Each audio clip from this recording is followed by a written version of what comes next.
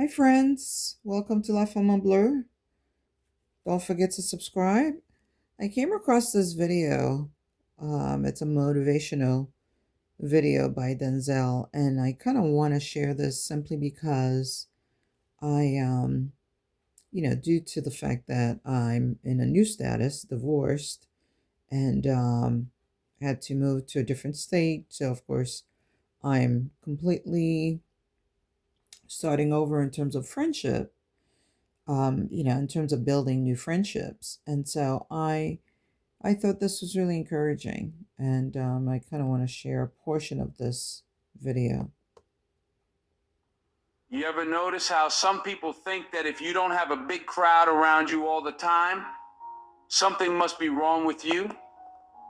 Like somehow, if you're not always in the middle of some social circle, hopping from one party to the next, that means you're lonely or incomplete. But let me tell you something, there's a woman out there right now with no friends or just a very small circle. And let me tell you, that woman is one of the most secure, grounded individuals you will ever meet. She doesn't need the validation of a crowd. She knows who she is, what she stands for, and that's power. Now, I'm not saying there's something wrong with having friends or being sociable. That's all good. But when you see a woman who's content with herself, even without all that, you're looking at someone who's learned something deep about life, about herself. It takes strength to walk through life without constantly needing approval from others.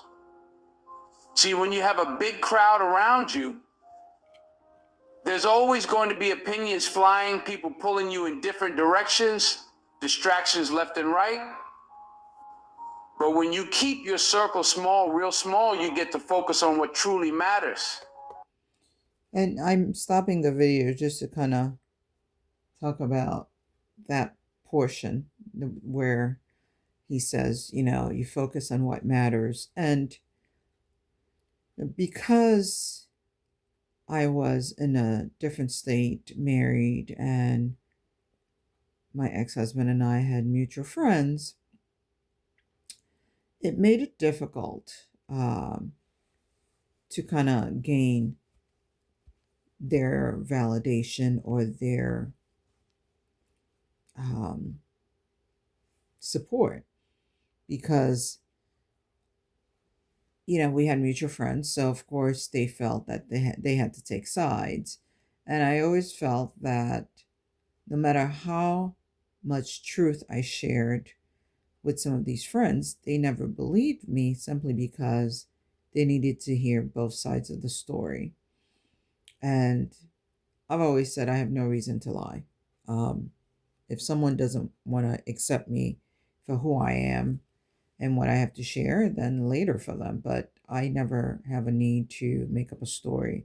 So, of course, naturally, what I would share with them, they would feel as if, well, what does he have to say? What's his story?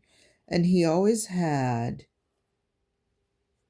a victim personality, my ex husband, that is, and he would paint the story as if I'm at fault.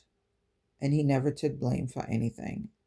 And it's not like at this point in my life I'm waiting for an apology, but I know he owes me one because as a man who claimed to have been a man of God leading his family, he totally failed at that. And so, yeah. So, I just feel as if all the friends that I had when we were married, I did not stay in touch with them simply because I did not want them to feel that they had to take sides. But not only that, I could not share my truth. And also, there was part of me I was really embarrassed about the fact that I had a failed marriage. And so I felt that I needed to leave everything behind and start fresh. So let's go on. You start hearing your own voice clearly.